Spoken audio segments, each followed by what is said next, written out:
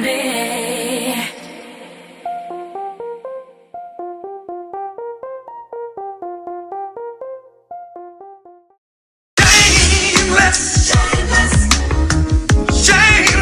to the home of the brave. Maybach music. Rose.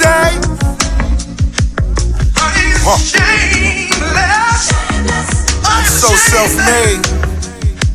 What you done? I can still count a meal without a money machine, nigga. Got on my darkest shades. This man is made. Inherit no riches. Jehovah's my witness. Physical fitness. Home economics. In the kitchen, digital scales producing the product. Cut the noose off my neck. Black runaway slave. In the coop with a tech. This the home of the brave. They wanna know names. They toting them things. Never wanted the fame. Just wanted a range. I needed some change. Mama needed a raise. She stayed in a rage. Hated minimum wage. I'm feeling the same. All these criminals paid. Wearing ballies and gold. I'm selling dope. Shameless to say. And maybe one day I could put this pain away. Until then I'ma be a D-boy. I'm ashamed to say. I'm ashamed to say. Until then I'ma be a D-boy. I'm ashamed to say. Shameless. What you done? Until then I'ma be a D-boy. I'm ashamed to say. Until then I'ma be a D-boy. I'm ashamed to say. Shameless. I'm ashamed, baby. What you done? Until then I'ma be a D-boy, I'm ashamed to say. Until then I'ma be a D-boy, I'm ashamed to say.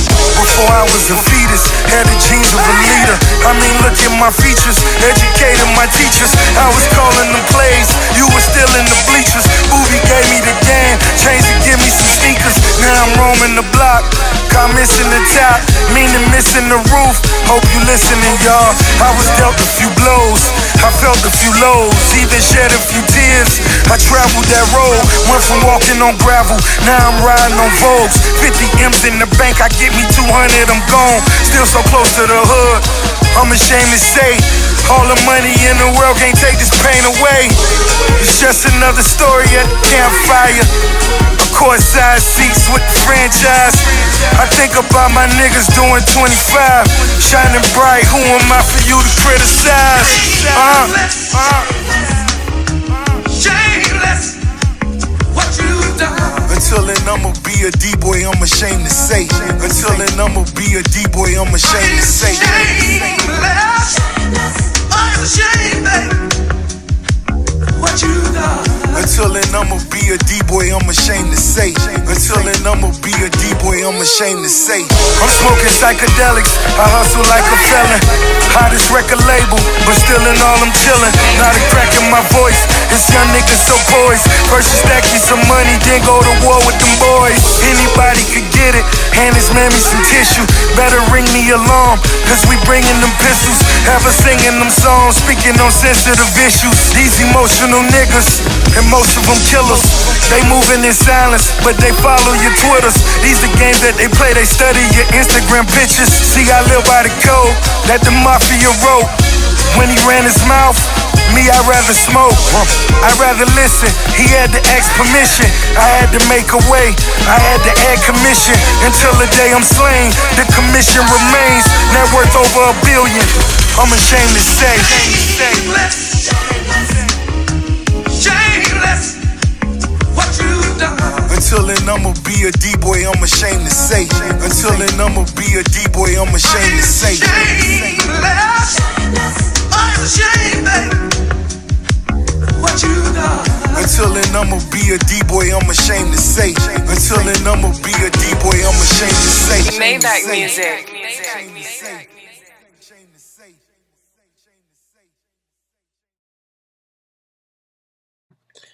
Welcome to the Road Cheater Project. It's Road Cheater Boy. We are back for another episode, Goku The Wildfire Iii. Hopefully you enjoyed Goku the Capsule Omega. Last week, Goku The Wildfire II is on Vimeo. If you haven't checked that out yet, and if you're wondering where it is, that's on Vimeo. So everything's all linked up, so please feel free to check everything out on that side of the project. We are back for another episode. In this particular episode, we will delve into the people who are more tangible in Goku's life. things that we can walk away with in our hand as far as techniques, training, um, a hand here, a hand there, as far as helping hand here, helping hand there. So I hope you enjoy it. Hopefully you've enjoying things so far. Subscribe if you haven't, and let's get it. Walking in a strong number 5. This list is pretty potent. So walking in strong number 5, or strong on the bottom of the list, is Captain Ginyu. Yes, Captain fucking Ginyu is a massive piece in all of this. Here's the thing about Dragon Ball Z. It's like a really expensive watch, or a really nice vintage watch, one-of-a-kind watch. And in this watch, whether it be a wall clock or a wrist watch or a clock tower, whatever you want to call it, it's really treasured. For its architecture, for its construction, for its craftsmanship, all that good stuff, right? And that's how we feel about Dragon Ball Z. That's how I feel about Dragon Ball Z. But in that clock, there's a whole mechanism that happens. And there's a whole bunch of moving parts, a whole bunch of cogs, a whole bunch of gears that make the clock turn, right? And then make that clock what it is. Now, the clock might be old, and it might have a little bit of dust and mice, or it might be cracks in your wristwatch, or at a certain point in time the gears grind or whatever, and that could be corresponding to plot holes or bad animation, as we'll get into, and bad writing maybe, as we'll get into. But for the most part, though, this is a fantastic masterpiece, one-of-a-kind piece of work that you can't get again. And in that, again, there's a lot of moving pieces that cooperate together. And if you take one of those moving pieces out, not only does the thing lose its value, the thing doesn't function at all.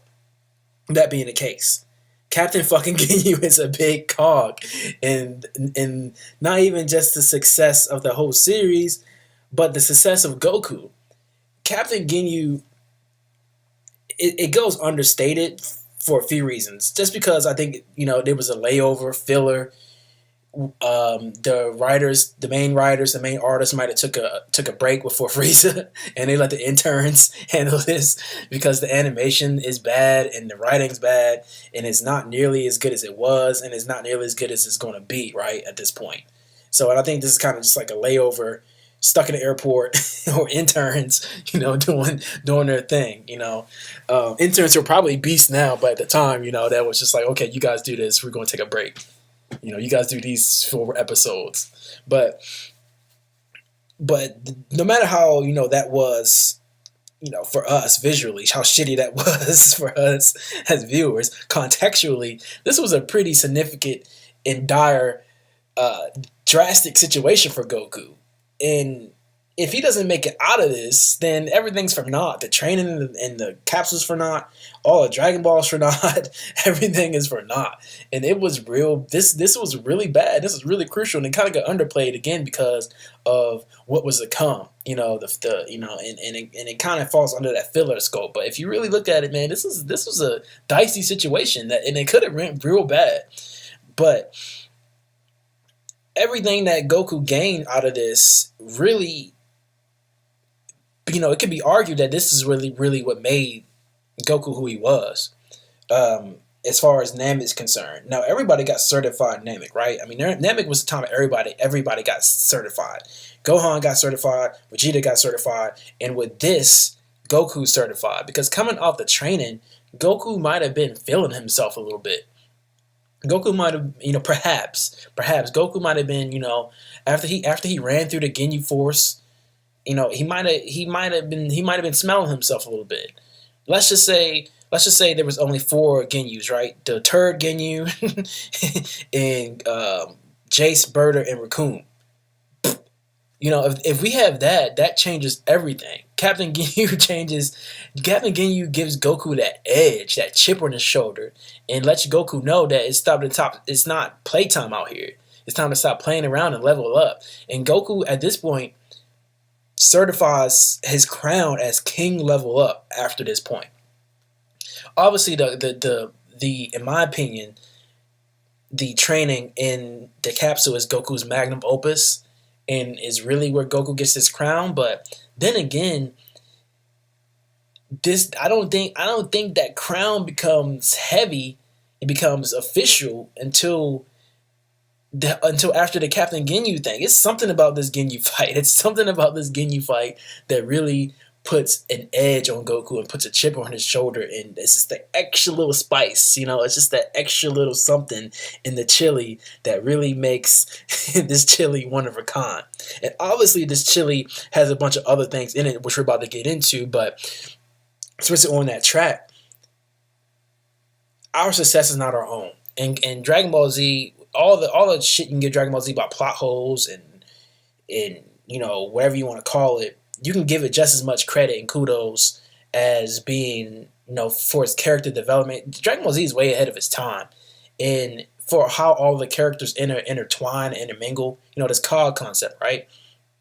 So, and again, our success is not our own, and Goku is a great example of that. Goku owes a lot to a lot of different people for being the GOAT. It's just not him. He didn't make himself. There's a lot of, we're gonna get into that, but there's a lot of people that made Goku. We kind of got into that in the emotional side, because Krillin, Vegeta, Master Roshi, Chi-Chi, Goku owes a lot of, there's a lot of percentage in this chili who was responsible for its creation. It's the greatest bowl of chili you ever had, but there's a lot of ingredients. It's just not one ingredient. And Captain Ginyu added the secret ingredient. I can't put my finger on it to really make Goku what it is. I mean, if there is no Captain Ginyu, I really don't know what happens. And even though that was a whole bunch of fuckery for us, and in the context of the story, it was a bunch of fuckery. Still, without that drama, and obviously that still Saiyan power buffs, or that big Saiyan power buff, right? Then I don't know if we have the greatest superhero of all time. In fighting against your own self, Captain Ginyu did a lot. Fighting against your own self, Goku, with the ideation that he has as far as battle in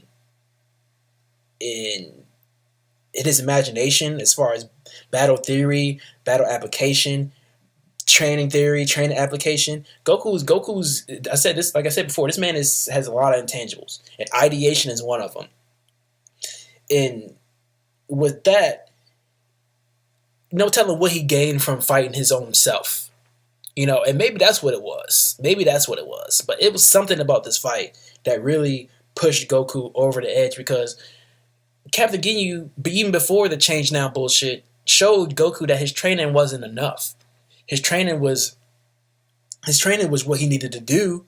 It was really, really good. It got him to a point to where he can contend, but it didn't get him a point to where he can start rocking that belt, to where he can snatch the belt. And maybe Goku realized this to a certain extent. It was like, man, okay, I breezed through the Ginyu Force, but this is Captain Ginyu, and that wasn't as easy as I really wanted it to be, and that's probably my fault to a great extent, but still, he still wasn't no slouch. And if he was like this, then what this other guy's like, so maybe, who knows, it was something about that Ginyu fight that put that extra edge and that extra chip beyond Saiyan power buffs, obviously, in that chili bowl. It was really made it one of a kind. And and that's what makes Goku one of a kind too, though. Also, again, is his, not even his application theory. I mean, he's not even his theory, but his application of the theory, and the application of training theory, and the application of superior battle theory. That's what makes Goku who he is, besides the man. And I challenge you to go back and watch Dragon Ball if you have the time. but definitely that's a time commitment. But definitely Dragon Ball Z, and look at Goku not as a character, but start looking at him as a man, and see if that changes things for you. Because if you look at Goku as a man, then I think that just heightens what he brings to the table. And Goku's a genius, but so is the next person on the list. Alrighty, so shout out to all the briefs, right? And we're gonna give a shout out to another brief.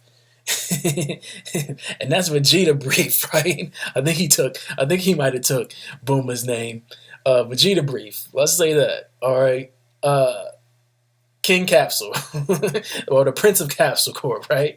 Prince of all Saiyans, Prince of all Capsule Corp. You know, that's not a bad resume. Shout out to Vegeta. And Vegeta is taking over. This is the Vegeta takeover right now because he's back. I told you guys he wasn't going anywhere. Vegeta's back. So welcome back, Vegeta, because Vegeta deserves a lot of credit. Goku owes Vegeta his ass. Goku, in this fight, Goku was like, "Hey, Vegeta, you owe me one." Oh, shout out to the frog though. Shout out to that fucking frog in Goku's D1 scholarship, playing quarterback at Duke. Because if Goku doesn't make the most perfect throw on his back in an injured ass body, then the whole series goes to shit too. You know, and you don't bank those points, all them experience points, and all that Saiyan power buff without that frog, without that immaculate throw. Right? So, Hail Mary, but then there's also, you know, the immaculate throw from Goku as well, right? So, I don't know if Aaron Rodgers can even make that throw. So, you know, shout out to the throw and the frog for sure. That's an honorable mention. Vegeta's back. You know, I think we talked about Vegeta on the emotional list, and he lands on both lists. And Vegeta is serviceable. He's dumped a lot on Goku tangibly, just as much intangibly, subtextually, and subconsciously in the background that we don't get. But what we can get is the tangible shit that Vegeta brings to the table, and that's just saving Vegeta's and Gohan's ass multiple times. And this is the prime example. This Ginyu shit. You know, if Vegeta's not there, that shit goes awry regardless. And so Goku just owes Vegeta. Long story short, Goku owes Vegeta a lot. It's not like Goku, you know, Vegeta don't owe you anything. I think you owe Vegeta. And Vegeta makes even more contribution later. So, like, not even Goku, everybody owes Vegeta. Now, another brief. Bulma. Let's talk about Bulma. Bulma can honestly, number 3? Bulma can be honestly credited as the single most important character in the whole series. Honestly. Because not only did she recruit Goku, first of all, she the one that first initiated go to the clique, to the set to begin with. She was Goku's first feminine, you know, caretaker. That was his first feminine attention, you know, and help getting rid of that wild bush kid syndrome, right? And not even just that, Bulma's there. Bulma's so consistent throughout the series for technical support, her genius, the Dragon Radar, obviously. But then again, you know, here's Vegeta again. You know, the birth of Trunks. Without Trunks, where's the series, right? And then Bulma, honestly, if you really sit down and think about it and have this discussion, Bulma could be credited for the whole series. And she's pretty much unsung as far as that shit's concerned. And she doesn't fight. But Bulma is probably Bulma, honestly, is probably one of the most important people in the whole series. Top 3. It has to be. It has to be. It would have to be. Obviously, you have to say Goku, Gohan, Bulma, perhaps, if you wanted to do like of utmost importance to the series. But that's an interesting discussion. But just on the influential side towards Goku himself, I mean, because there's a bunch of cogs, right? There's one big machine, but then there's a whole bunch of microbial pieces. So we're focused on the Goku cog and all the things around it that make that cog function. Bulma's a big part of that. And so is Captain Ginyu, and so is Vegeta. And then all the emotional cogs that we talked about as well. But Bulma gets a lot of credit. Who else gets credit and who probably doesn't get a whole bunch of credit, because Bulma gets credit. Bulma does get credit. Not only because Bulma, you know, is one of the signature female characters of all time, but just, you know, she's in the mix. Who isn't really in the mix, who's in the background, who is just as much as important, if not more important, honestly. And that's the beauty of this whole Dragon Ball Z thing, because you take one piece out, none of its functions. Dr. Brief. really sets the shit off. And Dr. Brief is just old King OG. Like he just sits back and chill, and he's got the grandpa beard, and he's like super grandpa. Goku's Super Saiyan. He's super grandpa, right? But in that, in all his brilliance, he gives Goku the vehicle for his magnum opus. And Goku's not a scientist. Goku again is a master of many intangibles, and one of those is ideation. In Goku's vast imagination and his preparation, his theory of training, he pulls up on Dr. Brief. Man, I'm going to Namek, but Vegeta kind of had me messed up, and the sensu beans came in a little late, so I feel a little heavy right now. What can I do about that? Well, I don't know, Goku.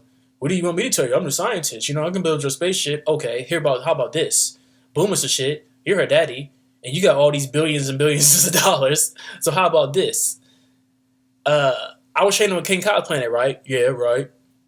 And that was at 10 times gravity. So what I'm gonna need you to do, Dr. Brief, with all your cash, with all your Donald Uncle Scrooge cash, what I'm gonna need you to do is give me a machine on a spaceship so where I could train 6 days straight on my way there and jack up the gravity higher than King Cod's planet, because that was actually pretty beneficial, but I don't think 10 is going to be enough. Vegeta was crazy. I don't know what's going to happen on Namek. So if 10 did me well enough to do Vegeta at that point, then I need to figure out how to get to higher levels. So I need a higher gravity rate. Oh, well, that's all you have to say. And then that shit was done. Dr. Brief made it happen. And that is a wrap for Goku The Wildfire Iii. We're going to get into who I believe is the most important person in Goku's tangible life, and to a certain extent his emotional life, but definitely to even more of an extent, definitely could be said it's his tangible life. So we'll do that the next episode, and we'll also see you for more stuff on the project. Hit me up on Twitter, let me know, or also comment here, let me know if you agree or disagree. What could I have added to this conversation as far as who gave what and what happened with us, was that all Boomer contributed? Was that all Captain Ginyu contributed? Is that all Vegeta contributed? So let me know, because I might have left something out. And then also hit me up on Twitter. Subscribe if you haven't. The podcast is lit, and so we do things on there on Monday. We do things on there. Sorry, on Tuesday and Friday. Here on Monday. Wednesday, hopefully here, Comic Book Wednesday. That it all depends on a few factors of that, but I try to make that happen as often as I can. And then so hit us up, hit me up on Twitter. I'll keep you updated. But subscribe if you haven't. And then we're just moving along. We're pushing forward. So the Goku The Wildfire 4. Thank you so much. And then we will see you next time. Level up Rosary Life all day. I'm about to get mine done. It's 3:30, so it's the perfect time to do that. And also, Divine Mercy is real. Level up on that. Level up, level up physically, level up spiritually, level up mentally, but also, level up financially. But again, level up spiritually as well. So don't let that be the thing that falls to the back burner. Road work all day. I plan on getting my road work done. I plan on resuming my road work here soon. I have to be real. I've let the road work fall off viciously because it got really hot, and I use that as an excuse. But that time is running out, and I promise to be back on the road. But if not before September 1, day 1, September 1. Day 1 of September, be back on the road regardless of the situation. So that's my promise to me. That's my promise to you. Hold me accountable, all right? Hit me up on Twitter. And also comment here, comment there, subscribe, podcast. Hit me up on Vimeo, iTunes, Stitcher, here. All right, let me know. So anyways, see you next time, the Road Shitty Project. Thank you so much.